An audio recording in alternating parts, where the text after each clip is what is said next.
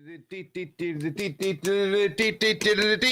to the show, everybody. My name is Mark Farzy. This is the Farzy Show, presented by Steven Singer. Steven Singer, Joel, it's lovely to have you along here on the Farzy Show YouTube channel, as well as the Jacob Media YouTube channel. Phillies avoid the sweep in Cleveland, thank goodness.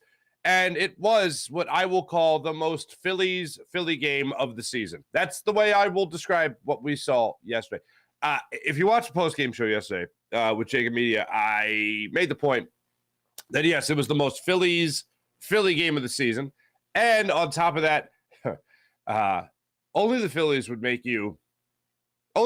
would score 4 runs in the top of the 10th inning and then make you sweat out the bottom of the 10th inning the way we had to sweat out the bottom of the 10th inning. We'll talk about that. We'll also talk about with camp getting started. Oh, ladies and gentlemen, Eagles training camp this week, baby.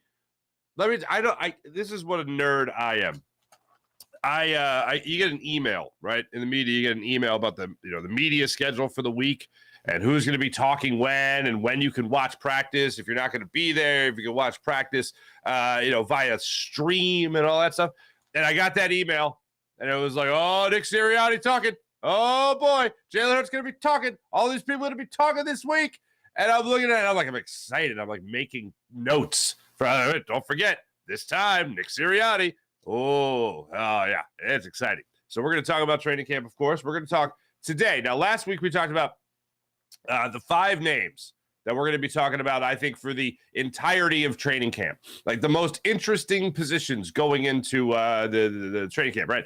Today, I'm going to talk about the most intriguing names. There's 4 names in particular that I am really curious to see how all really shapes up for them, shakes out for them at training camp. I'm very intrigued by these 4 names. We'll get into them.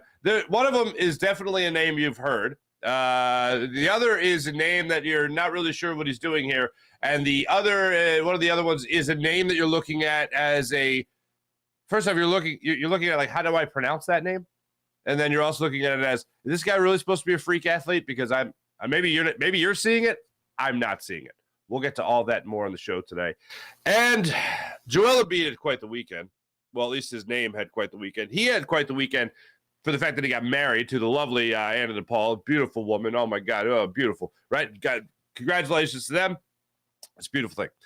They got married up in the Hamptons. They both looked amazing. Good for them. All right. His name had a big weekend because our friend Keith Pompey of Inquirer.com went on Sirius XM and used the phrase absolutely. Use the word absolutely, as in I could absolutely see that happening. What could he see happening? Joel Embiid being traded to the New York Knicks. Throughout this offseason, the subplot to the James Harden lead, I guess, is the idea of the Knicks sitting, waiting, thirsting for Joel Embiid to become a free agent. Or, excuse me, Joel Embiid to become available via trade. They would then offer up a bevy of first-round picks. They would offer up talent. I mean, they would the king's ransom for Joel Embiid. This is not happening.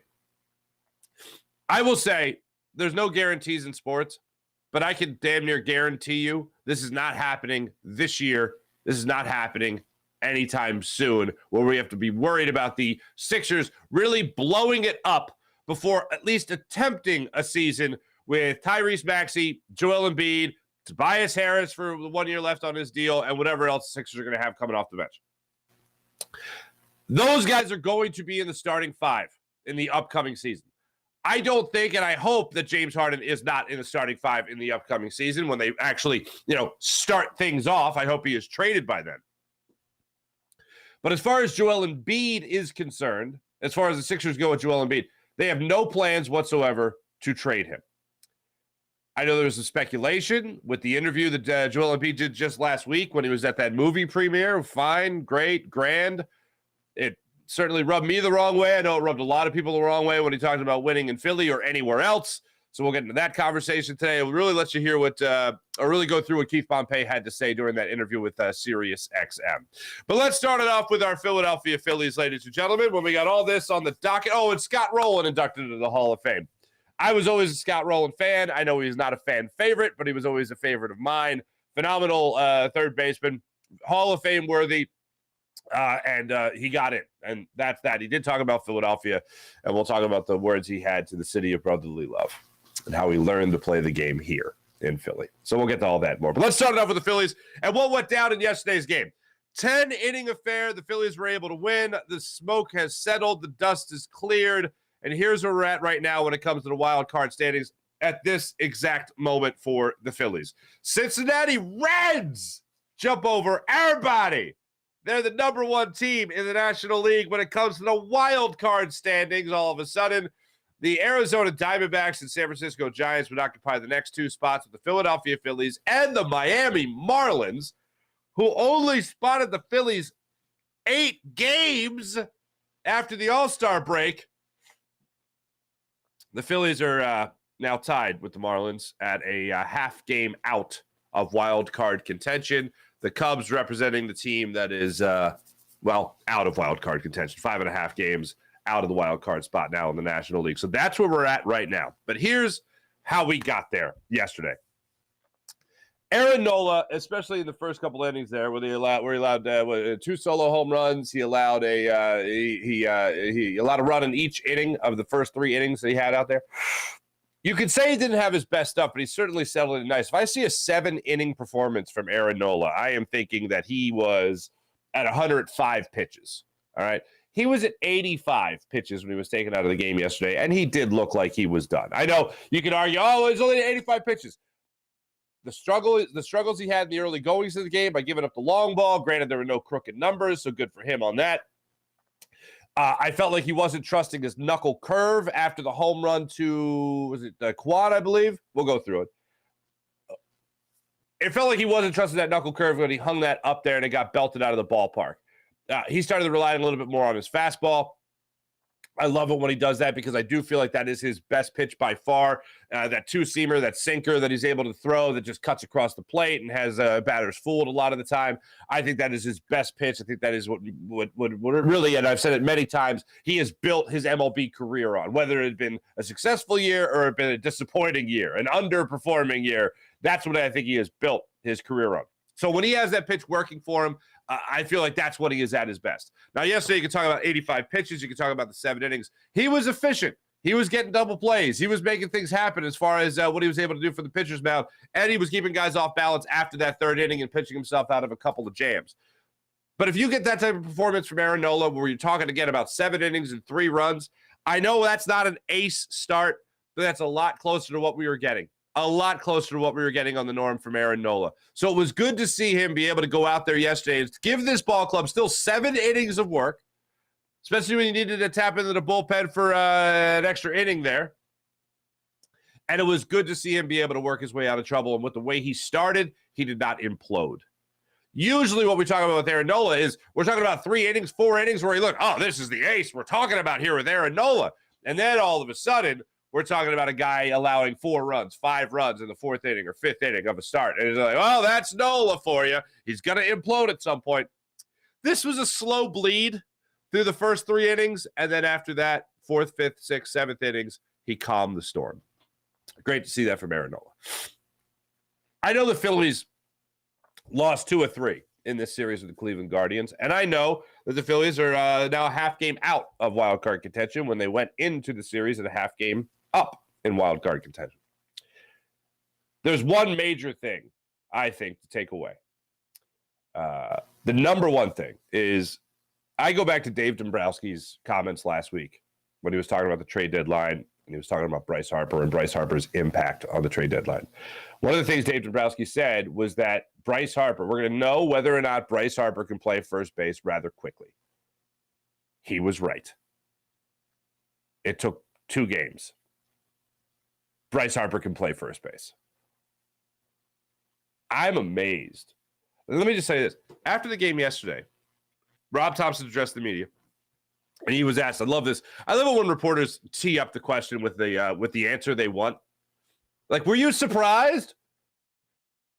They want to know whether or not the manager was surprised. Were you surprised? Yeah, I was surprised. Rob Thompson was surprised at how comfortable Bryce Harper looked? That was the question. Were you surprised how comfortable Bryce Harper looked? Yes. I was. Look, I told you leading up to this moment that Bryce Harper was not going to play a timid first base. And what does he do in his first game? He jumps into a camera well to make a catch on a foul ball. It's a beautiful thing. He was going to go all out at first base, and he went all out in his first two career starts at first base. It was spectacular. I would say that he looked like he had been playing there his whole career, but like what we have seen play first base in our recent memory here, really in a long time at first base with the Phillies, it hasn't been great. He looks better than that. He looks better than the guys that we have seen as really career first basemen playing first base. Like Cody Clemens with a glove, great first baseman, right? Plays phenomenal in the field, right? Bryce Harper's better. Rhys Hoskins, first baseman. Bryce Harper's better. I know it's mostly the minor league level. Derek Hall, first baseman. Bryce Harper's better. He looked really good. He looked like if he started out the season there, we'd be talking about Bryce Harper. Oh, Bryce, okay, Tommy John surgery, but he can still throw a little bit, so they're going to put him at first base. Not that that would ever happen, but let's just say for a second that maybe he had Tommy John surgery a couple of months earlier, and he was at this point earlier, whatever. Let's say he was playing first base since the start of the season. We're talking about a Gold Glover, folks. This is only 2 games. We're basically on 2 games. But if he plays like this all year, from day one of the season, and first off, if he was healthy enough to play, that's how good he was over these 2 games. He makes me wonder what would have happened if they wouldn't have made the World Series without him last year. So it was like they were going to shut him down early. But, if he had a handful more games, like, a season and a half worth, we're talking about a Gold Glove quality first baseman. And it was everything. It was spear and line drives, regularly covering first, obviously. It was the stretch that he would have. There was one play yesterday where Alec Bohm was firing the first, and if Bryce Harper doesn't stretch to make the catch, then you have another runner on first. But he did everything properly. The play by Quan where he laid down the bunt late in the ball game, where he and Bryson Stott were going after the bunt. They executed that perfectly. Harper peeled off, went to first. Stott got the ball, fired to first, got the out. Like, everything was fundamentally sound with Bryce Harper at first base. I did not expect that. I expected it to look awkward. I expected it to definitely at least look weird. And everything was perfect. Fielding grounders at first. He looked like he had been there for years. So you talk about how comfortable he looked. I was waiting for some happy feet. I was waiting for some hesitation. I was waiting for some miscommunication, and it didn't happen. He played it perfectly. Played it better than I could have ever imagined him playing it. I am eager to see his first throw. I'm eager to see him throw across the field if he ever has to do that. I'm eager to see the potential 3-4-1 double play to see how Bryce Harper starts that off. But pass with flying colors.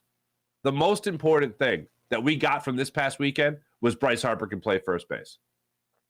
We're going to see him more in this series against the Orioles. I know Bryce Harper said last week, and I know I've highlighted this many times, he said that if he does play first base, it's not going to be an everyday thing. And why not again? Why not again? I think we need him at first base in the very near future for the long time. But yeah, I think that's the most important thing for the weekend. Right after that, Bryson Stott needs to bat lead off. Bryson Stott needs to be the leadoff hitter for this baseball team. Yesterday, he got on base after being down in the count 0-2. He then fouled off 6 pitches, watched 4 balls go by him, worked the walk with 1 out. He then stole second, and unfortunately another out was recorded. And then he stole third, and another out was recorded, and he was stranded at third base. He was down 0-2, 12 pitch at bat, walk, first to second, second to third, on his own, and then was left stranded at third base. Folks, I understand what Kyle Schwarber brings to the plate. And I think everyone who has had this argument or conversation realizes what Kyle Schwarber is and realizes the benefits of him getting more at-bats than anybody else on the team. Or plate appearances, I should say. The on-base percentage for a guy that doesn't hit is good, and obviously a guy on pace for 40-plus home runs is good. And getting him more at-bats to hit more home runs is a good thing. But don't you want, at some point, to really make sure that you're getting a guy that is getting on base 20% points higher than Kyle Schwarber? Don't you want to know that you have a guy that could also drive one in the gap and get you an extra base hit as well to keep pressure on an opposing pitcher? I mean, yeah, the solo home run, down 1-0. But banking on that as a strategy when you have a guy like this waiting in the wings to take over in that leadoff spot, and a guy that I thoroughly believe can bat anywhere in the lineup, and Rob Thompson has said can bat anywhere in the lineup. I feel like with some struggles that you had, and I know you just had an 8-run win here, which is great. Those runs came later in the ballgame, and Kyle Schwarber had a big hit in the game. I'm not dispelling that. But I still feel like you could have Kyle Schwarber bat down in the order, 5th, 4th, whatever it might be, and you could still get him a good chunk of at-bats, especially if Bryce Harper is leading the way by getting on base at the clip he's able to get on base at. I just think the guy is a perfect leadoff hitter. And I know the Phillies just went through one hell of a stretch through June and the early goings of July with Kyle Schwarber as the leadoff hitter. And he, of course, as Jimmy Rollins put it, would lead the way. Winning is a great deodorant, and him being up there is a big part of them winning. But I think that time has come and gone, and I think it is time to shake things up in this order again. I'd love for Rob Thompson to come out in this game. That's my opinion. My prediction is he still doesn't do it. I don't know, and this is all speculation. I haven't talked to anyone with the Phillies, but my speculation is that there was just some kind of agreement that when Harper came back, Schwarber was going to be at the top of the order again. Hey, you need me to bat down in the order, help the ball club, to spread out the power? Then by all means, let me do it. I'm happy to do it, help the ball club, right? And now it just seems like he has been so reluctant. And look, they were winning, so if it ain't broke, don't fix it. But now they're not winning as much anymore. And now they have a tough series against the Orioles, best team in the American League. I know they took care of business in Tampa against the Rays a couple of weeks ago before the break, but now it's a different animal, and I know you're going to be home against this O's squad, and I'd love to see the Phillies turn it around and to get Christopher Sanchez on the mound today. I'd love for them to put some wins together and go on another great run. I don't think they're going to do it with the same lineup that they keep putting out there. I know other things have been changed around, whether that be Bohm, Real Muto, Stott, things get shaken up, whether it be Marsh, whatever it might be. But that is a very curious thing, a very curious thing to see what Rob Thompson does. If I'm betting on it, I don't think we see a change. I told you guys coming out of the All-Star break, I think that's the time you would change things. I predicted Rob Thompson wouldn't do it. He hasn't done it. I'm predicting the same thing now. But what I want him to do, and I think a lot of people want him to do, is put Stott back atop the order. One more thing I found very curious about this weekend with the Phillies. Going back to Dave Dombrowski's comments, Johan Rojas was a name he brought up as a potential right-handed bat when he talked about the trade deadline. Like if they can't work out a deal for anybody other than, let's say, a starting or relief pitcher. Johan Rojas would be a answer. I found that very interesting, especially after this weekend where we didn't see Johan Rojas, really. You have a guy out there in Bryce Harper that you're basing your trade deadline moves on as to whether or not he can play the position. He passes. You could be playing Johan Rojas in center field every game to figure out whether or not he could be that right-handed bat that you do need. And you don't see him really. Well, where's the logic there? If the guy is worth bringing up as a potential center fielder of the future, a potential right-handed bat you'll need in the lineup, you don't see him. Like Rob Thompson and Dave Dombrowski talk to each other. The trade deadline's Tuesday, Monday. When the heck is the first? It's coming up.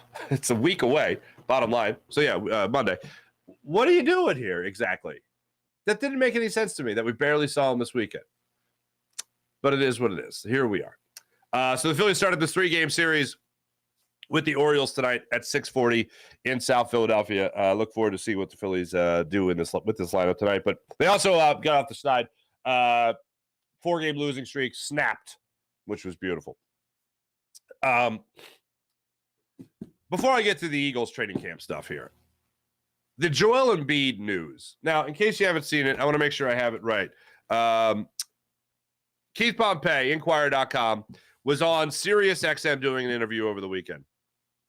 And he talked about Joel Embiid. He was asked about Joel Embiid and the rumors surrounding the New York Knicks and making that trade.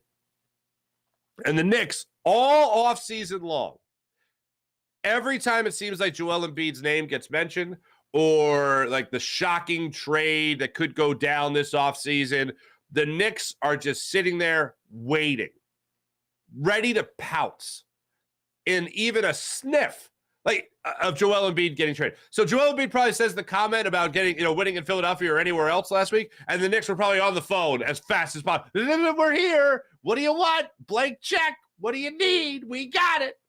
Everything must go. And Keith Pompey said, absolutely. Yep. He could absolutely see that happening. He also pointed out the fact that Joel Embiid has a house in New York, and he's had it for a while. He's at a home in New York, whatever. He's had it for a while, so that's definitely something that he can see happening. Here's something. Now, let me say this. Joel Embiid is not getting traded this year. Maybe next year. He's not getting traded this year. So anything before next offseason, I'm just going to chalk up as no. No. Do you think he's going to be traded? No, I don't think he's going to be traded.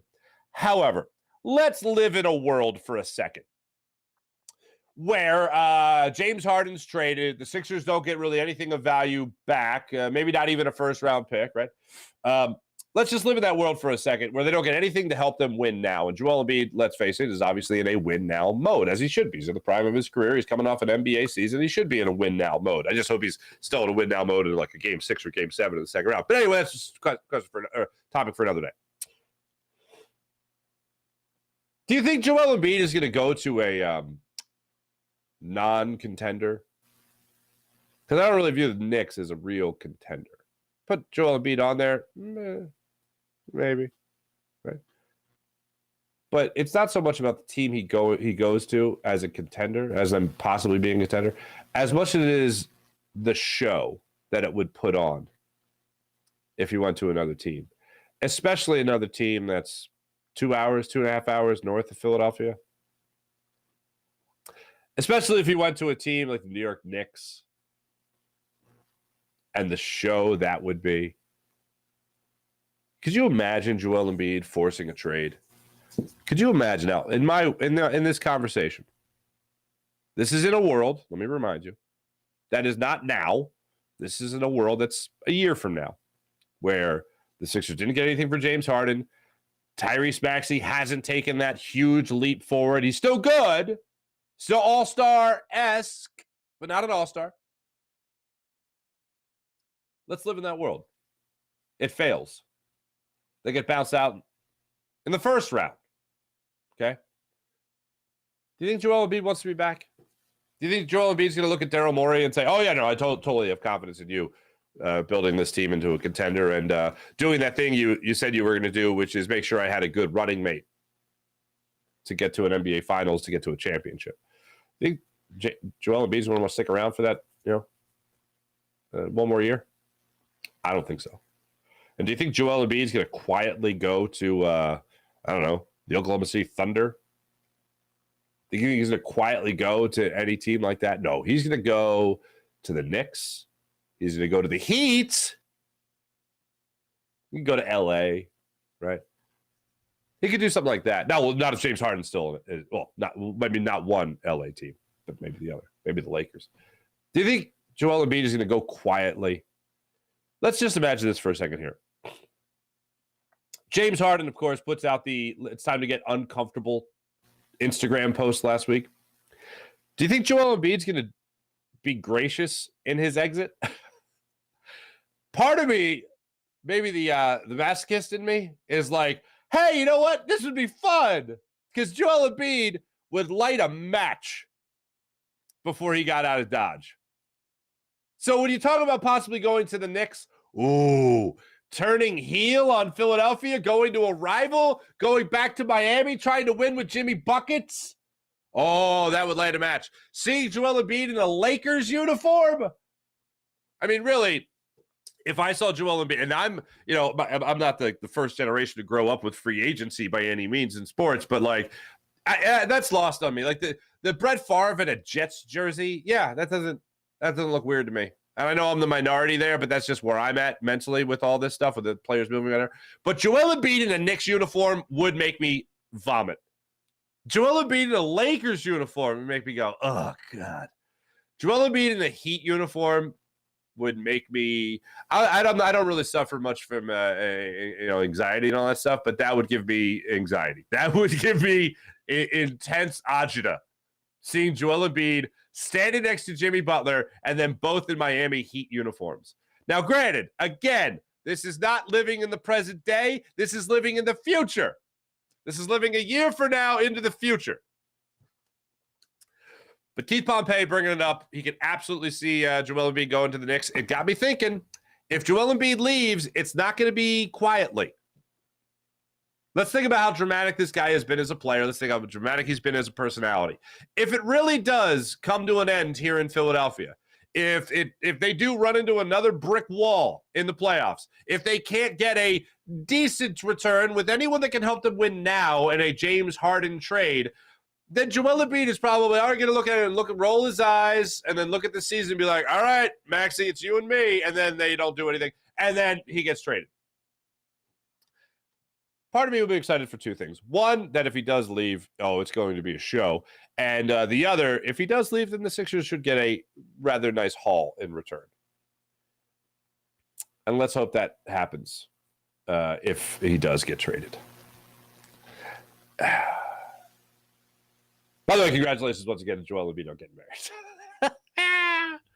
Oh, what a show. What a show, ladies and gentlemen. Yeah, that's where we're at right now with the James Harden, Joel Embiid thing and the fallout that comes from this. Because Joel Embiid is watching this. He's watching it with bated breath.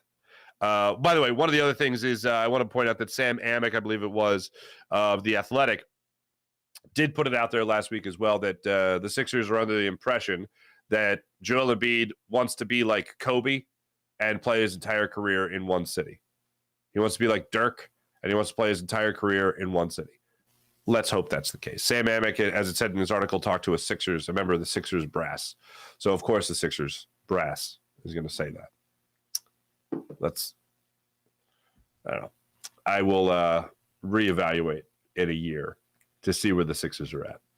And then we'll see. But I wouldn't put it past the Sixers. I wouldn't put it past Joel Embiid for this to just blow the hell up. And it all started really when Daryl Morey made the trade for James Harden. Because a lot of us did not have a good gut feeling. Like, you're bringing him here. Supposedly he wants to be here. Supposedly he'll settle here. 2 years later, get me out. Not good. So Daryl Morey is responsible for the fire that we're in right now. All right. Let's talk some Eagles football. Things are going to get underway this week in the NovaCare Complex in South Philadelphia. Eagerly awaiting that.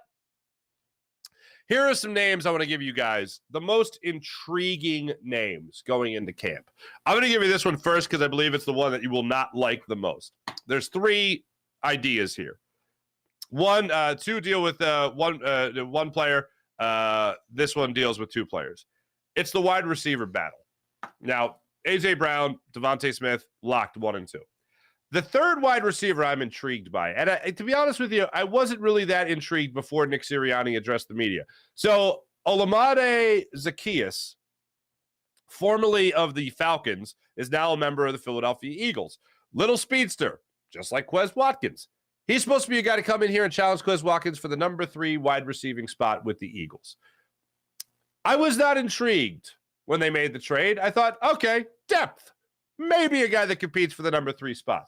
We all know Quez Watkins has had a lot of struggles last year. A guy that does have some great speed. A guy that referred to himself as the fastest guy in the NFL. Cool. Now he's going to be going up and battling for his job. I find this to be very intriguing, especially since the one name mentioned by Nick Sirianni the last time he addressed the media at the end of OTAs, when he was asked about, hey, is there anyone that's really standing out to you at camp? I'll give you a name, Quez Watkins. Now, some could say that he's just trying to build up Quez Watkins, that he knows that making the trade could be a hit to the guy's ego, and he wants to say, hey, I am acknowledging you, Quez Watkins, how hard you worked in the offseason to come in here and be ready to go from jump. We're not even at training camp yet. We're just in OTAs, and you're busting your hump to make sure that you get a job here in Philadelphia. You could say that he's just talking up the player to take him into training camp, so he's riding a little bit of a high, and you could say that. You could also say that potentially he's looking to trade Quez Watkins because Zacchaeus has already won the job. You could say all that. But that doesn't mean I'm not intrigued to see how this plays out, because there's other implications here, as there will be for these other intriguing situations I'm going to present. He builds him up, you trade him, you get something in return. Cool. Maybe not much, a late round pick, nothing crazy. But you still get something in return, and you already know who your third receiver is going to be if it is Zacchaeus. Now, if it's not Zacchaeus, then maybe you could release or trade him and get something in return, which I doubt, but it's still out there. It's an intriguing battle. I think Quez Watkins actually ends up winning this battle. And I actually love the idea that Nick Sirianni went out there and talked, because I don't think Nick Sirianni is a Howie Roseman type where he's thinking down the line about the potential of a trade. I think Nick Sirianni is talking about it as what he has here right now. I think Nick Sirianni is a very genuine guy. And I don't think he's going to drag somebody else's name or pump up somebody else's name unless he really means it with a genuine intent. I don't think he's going to pump up Quez Watkins to trade Quez Watkins. And if you need to hear a coach's press conference talk about a player playing really well in order to add trade value or raise your eyebrows if you're another general manager or head coach, then I don't really think you're doing the best possible job you could do. That doesn't really do it for other GMs when a coach is like, he's great. Like, okay, sure. How does he play? That's what we want to see. So if we see him in training camp, when we see him in preseason, then we'll really be able to determine, does he look any different? What's going on there? And hopefully we see him as a player that's ready to take that next step in his career and really be that legit number 3 target for Jalen Hurts. So that is a very intriguing thing for me. And Zacchaeus could come in here and he could take the job. It's a position battle that I find very intriguing. Number 2 on this list is Tyler Steen. Now, we talked about him when we talked about the right guard spot. Tyler Steen, 3rd round pick, never played guard before. He's actually played more games at defensive end when he was at Vanderbilt than he has at the guard position in college. Left tackle, right tackle, he's played both spots. And he's played 4 games at defensive end. So when you look at Tyler Steen, this is a very intriguing name to mention at training camp. Because there's the obvious there, him and Cam Jurgens battling it out for the right guard spot. And we talked about that last week as well. But Tyler Steen is wild to me that he was introduced as a guard despite not having played the position at the college level. Again, he played more games at defensive end than he has at guard. So Tyler Steen comes in here as a guy that could potentially be your right guard of the future. Now, here's what's so intriguing about this name. It's everything that's attached to it. It's the name Cam Jurgens also attached to it, but it's also what it could mean if he does win the job. Now, for all we know, it could really be his job to lose. And I'll be curious this week when they're on the field, who lines up with the number 1s at right guard. If Tyler Steen wins this job, it could mean that Jason Kelce is in his last year. Because if Kelce is going to be in his last year, you're not going to put Cam Jurgens at right guard just for a year only to have him transition to play center again. You're not going to do that. You're going to put Tyler Steen there at right guard and say, here's a decade in front of you, kid. Go out there and earn a decade of being the starting right guard of the Philadelphia Eagles. If they put Cam Jurgens in there at right guard, then it means one of 2 things. One, Tyler Steen just can't play the position, and they made a mistake, and he's got a grooming process to go through here. Or it means that they don't want to waste just 1 year of Cam Jurgens at the guard spot. If they put him at right guard, put Cam Jurgens at right guard, then that could mean that Jason Kelce is going to be sticking around for a couple more years. So let's get something out of Cam Jurgens because we think he could play. He's used to playing in the phone booth, as they call it, when you're an interior lineman, or offensive lineman in particular. If you're going to be playing in that spot, all right. If you're going to win that spot, you're going to be here for at least another 2 years. This year and next year. Jason Kelce's here this year and next year. That could be a good sign. Everything is attached to Tyler Steen in this regard. If Tyler Steen's your starting right guard, Jason Kelce probably his last year. Now, it could still be his last year regardless. But I'm just reading into the scenario, and this is why I find it intriguing. If Steen is put there at right guard when Cam Jurgens was the heavy favorite throughout the offseason, the implications for the future are there. What it could mean for Cam Jurgens is the center of the future and when he could take over as the center of the future. If Tyler Steen is not your right guard and you have Jurgens in there, I think the Eagles are going to be looking at it as a possible 2-year deal for him at the right guard spot, as opposed to him just moving right over in a year to the center spot. Because what helps the Eagles more? Getting somebody's feet wet or getting somebody's feet wet that's going to be in that same spot for their entire career? I think it's the latter. So when I look at that position battle, when I look at that name, the most intriguing name, Tyler Steen definitely pops up on this list. Number 1 is a name that maybe you've seen, maybe you haven't, maybe you know how to pronounce it, maybe you don't. Because I've heard it both ways. I've heard it as Van Sumeren, and I've heard it as Van Sumeren. Ben Van Sumeren, Ben Van Sumeren. Okay? Michigan State product, undrafted, free agent, linebacker. Where have you heard that before? Oh, the Eagles the last 3 years? Yeah, undrafted linebacker. Ben Van Sumeren is probably not going to make this team. I think Nakobe Dean's your starting linebacker. I think Nicholas Morrow is going to be your other linebacker. I think that's how it goes. And then you're going to have your edge rushers, your outside linebackers, Nolan Smith and Sam Reddick. Those are your linebackers, quote unquote. But it's intriguing to me that a lot of people are talking about him like he's some freak athlete. Now, he was a fullback, he was a running back, and then he made his way to linebacker. Didn't really get substantial reps, I think, as a linebacker at Michigan State until his senior year. And he was redshirted. He earned his red shirt early on in his career and chose not to play his final year of eligibility. Instead, enter the draft, where he didn't get drafted. That does not seem like a wise decision by the young man. But here we are. I'm just intrigued because a lot of people look at Van Sumeren as if he's some freak athlete, and I just don't see it. Going back, watching him at Michigan, in Michigan State, I don't see a guy who's got great instincts. I don't see a guy who's remarkably quick. I don't see a guy who necessarily gets after the quarterback or the ball carrier. I think when he's there, he can make a play. But in the NFL, I don't know if you've ever heard this before, it's a little faster than the college ranks. People talk about it like he's some freak athlete. I don't see it. So one thing I do look forward to is training camp and preseason starting up and see whether or not this guy is any bit of a freak athlete. He's not like some 6'5", 6'6" linebacker that can go out there and throw bodies around. I mean, he's got strength. Yes, he does have some athleticism, but I wouldn't necessarily call him a freak athlete. He's supposed to go out there and manhandle people? Okay. Let me watch training camp and see if I'm wrong. Maybe he's the type of guy that practices terribly and plays really well. Maybe he does have more instincts than what I'm giving him credit for. But the Eagles see him as a guy that could be a project, which is why they're giving him an opportunity. Bottom line is, I don't think he makes a 53-man roster. But the only reason I'm intrigued is because people talk about him like he is a man amongst boys, and he's got a lot of raw talent. Prove me wrong. I'm not rooting against anybody. I'm only rooting for people in training camp. I'm rooting for people to win jobs for themselves. I'm rooting for the underdog, and certainly an undrafted rookie free agent is an underdog. And the Eagles have invested in underdogs before.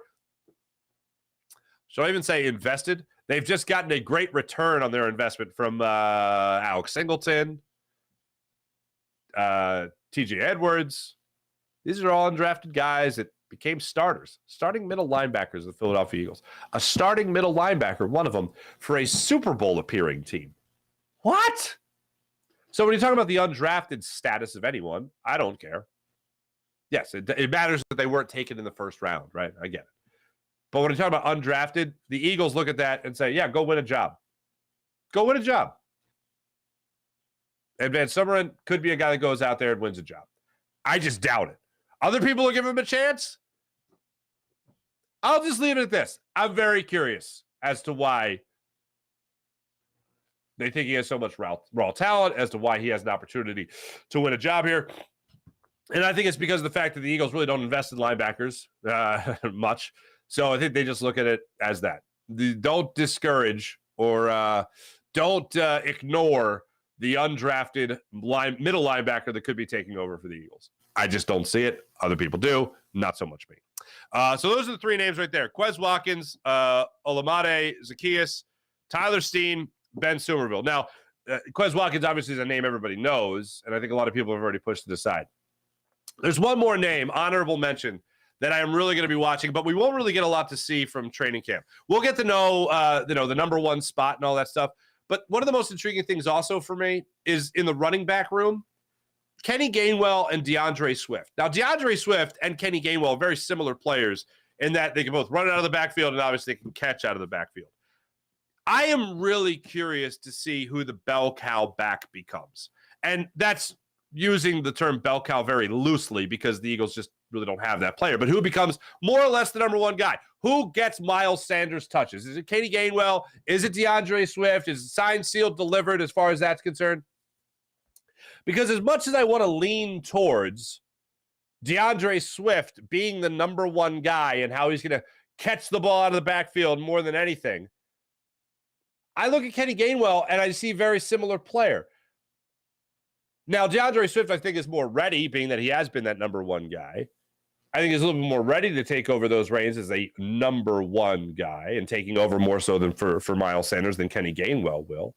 But whenever I talk about a guy like Swift, or even talking about Kenny Gainwell last year, this word seems to enter its way into the conversation every single year. Screen. And last year, if you remember, there were hints from Miles Sanders, Kenny Gainwell, a little bit of Shane Steichen, some of Nick Sirianni talking about the screen game making its way back with the Eagles. And people like me who obviously enjoyed the heyday of Brian Westbrook in Philadelphia and later seeing him with LaShawn McCoy. Oh, so much success with the screen game. We want to see that again. And you got these mobile offensive linemen that can get off the line of scrimmage and block downfield for these guys. I'm not going to be sold. I'm not going to be sold that bill of goods again. So DeAndre Swift coming here was great in Detroit when he was running behind screens and got a lot of yards, a lot of catches in those scenarios, and that was wonderful for the Lions. I just don't buy it with the Eagles. And even with Shane Steichen not here and maybe and some new blood and Brian Johnson and maybe his way, he wants to do things and call plays. Maybe you do see it a little bit. I'm not going to buy into it again. But the Eagles have two guys that can run those screens, two guys that have patience to run behind those screens, and most importantly, two guys that have the hands to be able to catch that ball on a consistent basis to get you yards downfield.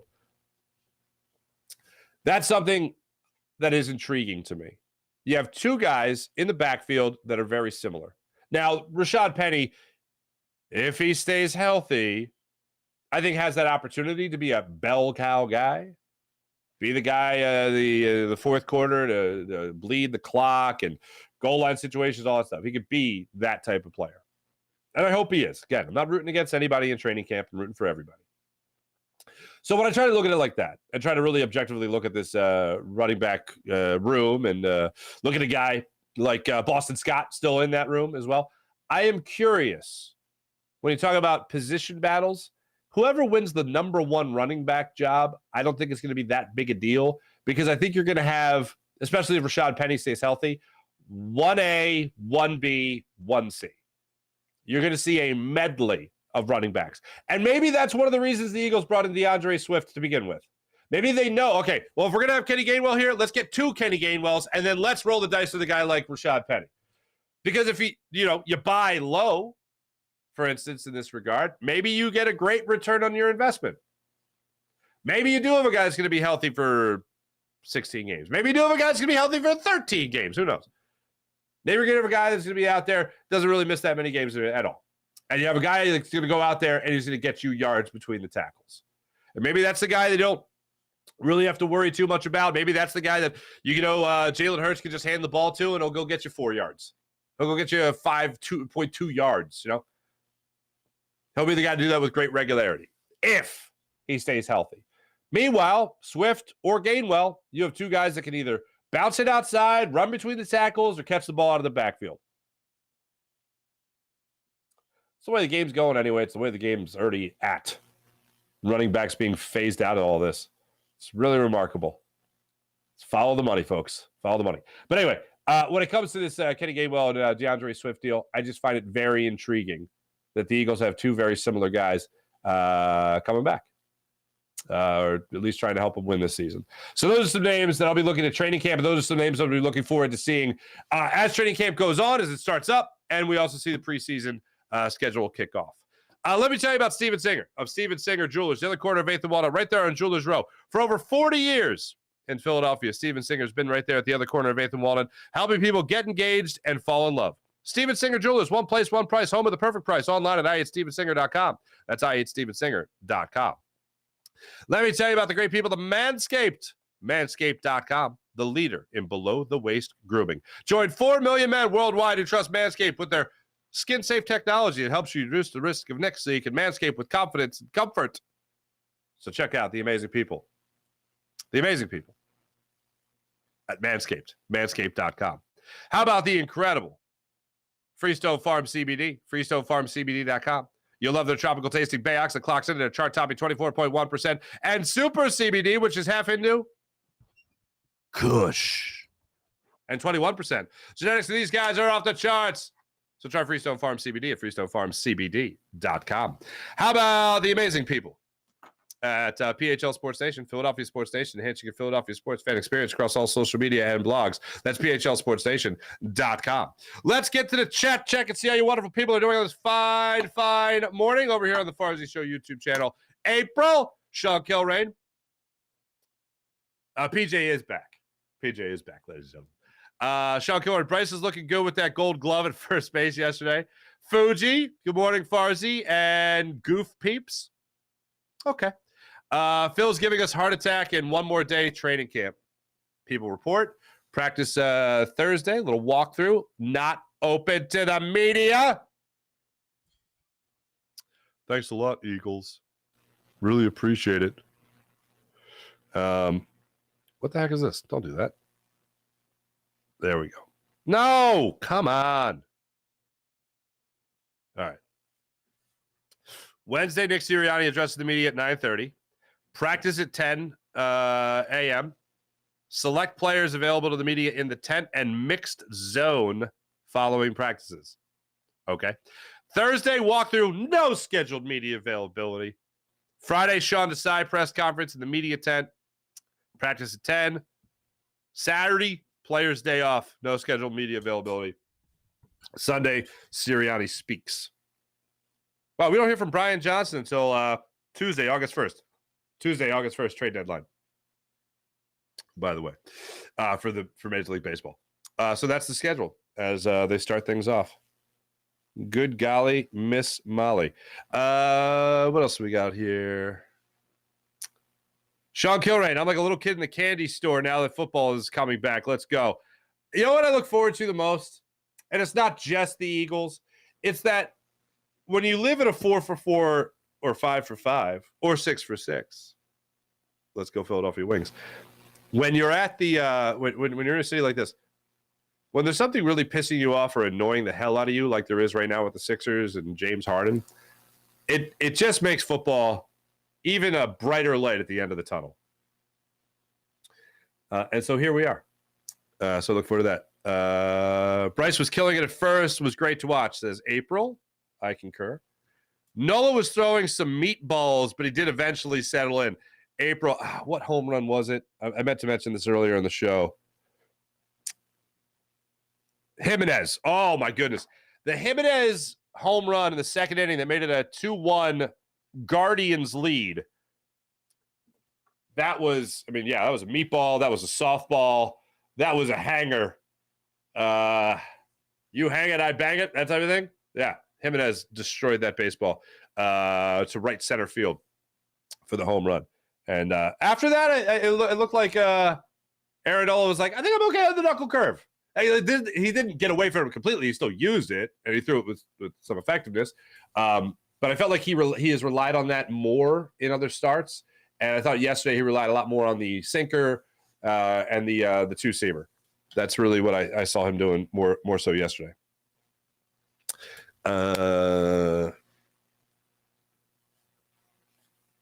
What do we got here? Jeff, what's up, Jeff?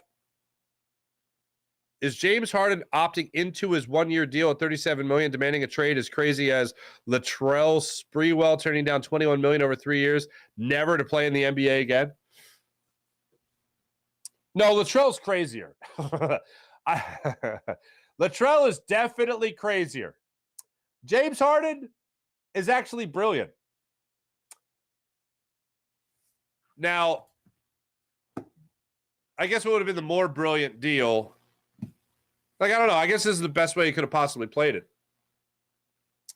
Because the bottom line is James Harden's going to win in this scenario. The Sixers are going to lose in this scenario. James Harden is smart in that he opts into his deal this year. And demanding a trade guarantees him $5 million more. Now, what's $5 million more to James Harden? Well, I'll tell you, it's $5 million more. So he could guarantee himself a $40 million deal for 1 year, as opposed to a $35.5 million deal for this year.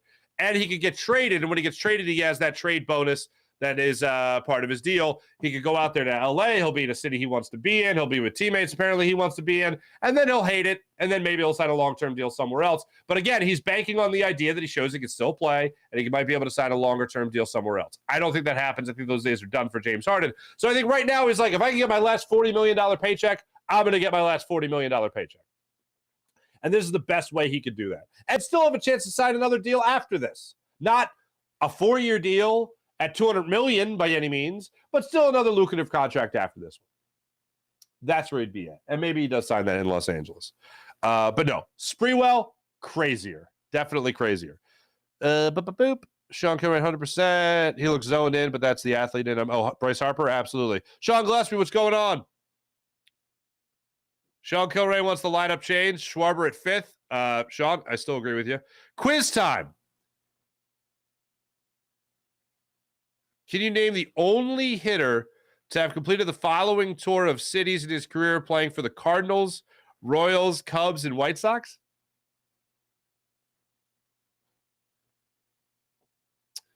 Cardinals, Royals, Cubs, White Sox.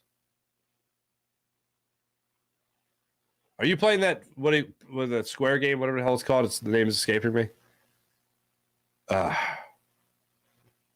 There's only one player to play for those 4 teams?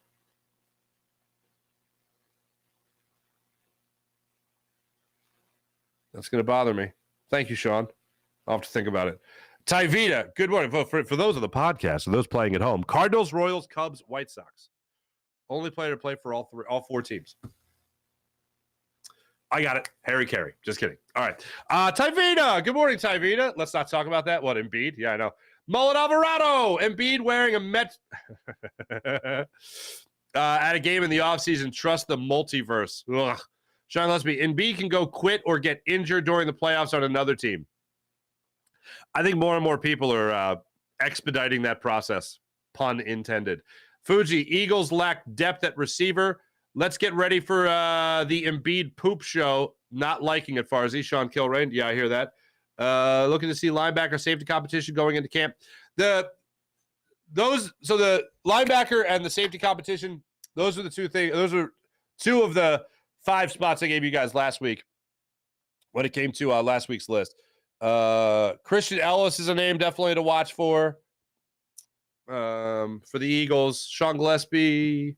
The Commanders even improved. Why didn't give Wentz another chance for 16 games or kept Snyder his owner? Whoa. How about that? How about that? The Commanders, and did you see this? Magic Johnson, who's part of the ownership group with Joshua Harris there that bought the Commanders, said they're considering a name change after this year. Magic Johnson said the Commanders, who have just changed their name twice in the last 3 years, could change their name 3 times in 4 years. They were all that R word, okay? Then they were the football club, right? The football team. And then they're the Commanders. And then they could be, again, different. So I guess it would be 3 names in 5 years? No, it would be 4 names in 5 years. That is damn ridiculous. Wow. Talk about a marketing nightmare.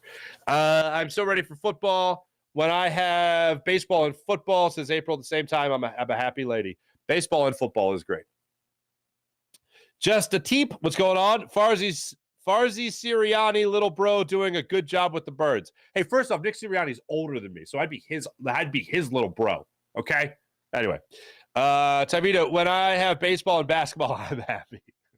I think that's really happy because the Phillies are really playing late into the season, so that's good. Just wow, 2 for 2. Those Wells Fargo teams are a disgrace. So just Tavita Applebum? What? You got to put me on? What?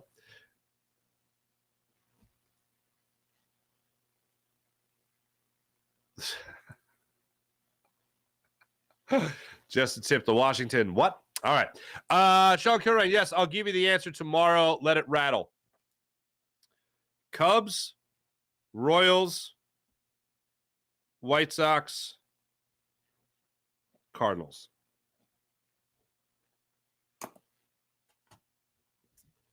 Better not be some damn middle reliever I don't care about. Anyway. Thanks, everybody in the chat. You guys are great, as per usual. Jacob Media.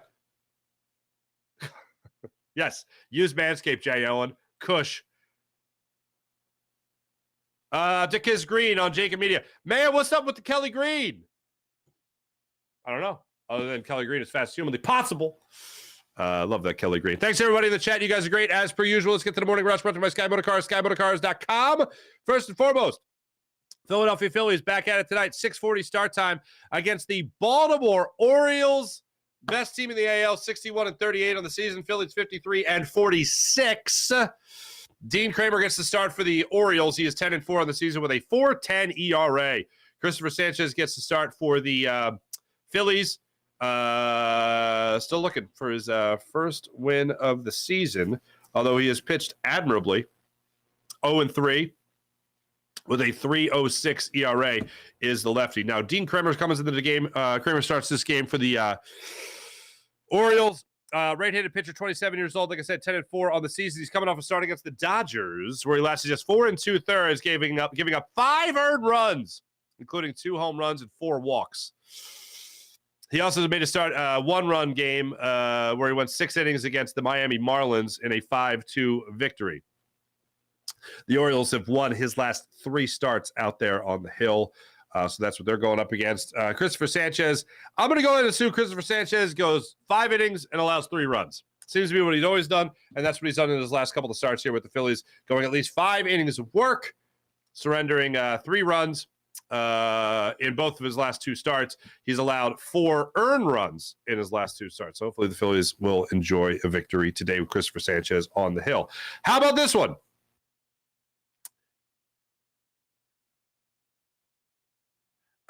The Scott Rowland fella got inducted into the Hall of Fame. Fred McGriff also got inducted into the Hall of Fame over the weekend. Scott Rowland's wearing a Cardinals hat in the Hall of Fame. Won a World Series with the Cardinals, had 3 All-Star appearances with the Cardinals, I believe it was. I don't know if Ricky Bo has said this recently, but I know he told me this years ago. If Scott Rowland wasn't his third baseman, Ricky Metallico said that his ERA would be at least like a full run higher because Scott Rowland could just get to everything. That's one of the best things I heard about Scott Rowland. The other was from Jimmy Rollins, that when they were playing together, Jimmy Rollins would wait to set his position after Scott Rowland set his position. Normally in baseball, the shortstop waits for the third, or normally the shortstop sets and then the third baseman will set. Rollins would see where Rowland would set up and then he would set up at shortstop. That's how good and that's how great the range was of Scott Rowland. Scott Rowland, it's not crazy to think about this. Scott Rowland could have been the third baseman for the 2008 Philadelphia Phillies World Series team. Scott Rowland could have been part of an infield that had Rowland, Rollins, Utley, and Howard. Think about that. And Chooch behind the plate. Now, it's highly unlikely, and I think really when you break it down, I think the way Pat Gillick turned over the roster to Rollins, Utley, and Howard with trading Abreu, I think that would have been a very similar situation to trading a guy like Scott Rowland and handing it to the younger guys on the club. Now, Abreu was still here when Rowland got traded. But it's just interesting to think that age-wise. I think he would have been about 33, 34 where the Phillies would have won that World Series. Maybe younger. But one of the things Rowland talked about here, and I know he was vilified, and I got friends that still hate Scott Rowland with every fiber of their being. I always liked Scott Rowland. I appreciate him for what he was. Yes, the hustle thing, I know that really was a grind on him, and he acknowledged that in his Hall of Fame induction speech. And he said he learned how to play the game the right way in Philadelphia. And he said that he really learned the game in Philadelphia. He had success, a lot more success elsewhere. When I think about Scott Rowland, I think about all the things I just told you. And then I also think about that 2001 Phillies team, man, that should have been the first team to make it back to the playoffs since the 93 Phillies. And I remember the Scott Rowland, Doug Glanville, Bobby Abreu, Jimmy Rollins, Robert Person, Philadelphia Phillies, Johnny Estrada, Todd Pratt, Philadelphia Phillies, Randy Wolf, Philadelphia Phillies. I remember that team, Marlon Anderson at second base. I remember that team being the team that should have broke the drought. And I remember Scott Rowland playing phenomenally well that season and playing incredible at third base. And I remember that season coming down to the last two series of the season in Atlanta and I think Miami. And I remember they needed to win 2 or 3 against the Braves, and they ended up, I think, losing 2 of 3. And one of the things Marlon Anderson told me about that series is that the Phillies led the league in stolen bases that year, and the Braves ground crew would soak the field to help prevent the Phillies from running. So much to the point where I think Joe West might have been the umpire in that series, and he even had to say to the Braves, "We know what you're doing, knock it off." But yeah, I remember Rowland having a great year that year. I just remember thinking, what could have been? What could have been? So anyway, congratulations from this one Phillies fan to Scott Rowland on making it into the Hall of Fame. I think it's well-deserved. It was surprising to me that he made it, but think about it, for 10, 15 years, I think he was at least the best glove at third base in the majors. So yeah, I think when you dominate like that for a decade plus as at least a defensive player and also carry your weight and win a World Series, a couple of gold gloves as well. Yeah, I would say that you've earned it. You've certainly earned it. So congrats to Scott Rowland. Thanks, everybody, for watching. Thanks, everybody, for listening. Much appreciated. Be back with you guys tonight after the Phillies take on the Orioles for the Jacob Media Fightins post-game show, so make sure you guys catch that. Everybody, thanks very much. Jim Hyde, produced the program, did a wonderful job as per usual. My name is Mark Farzetta. This is the Farzy Show, presented by Steven Singer of Steven Singer Jewelers. Steven Singer Jewelers, one place, one price, home of the perfect price, online at IHateStevenSinger.com. Thanks, everybody. Be back with you guys tonight, and then again tomorrow morning as well. See you guys then. Bye.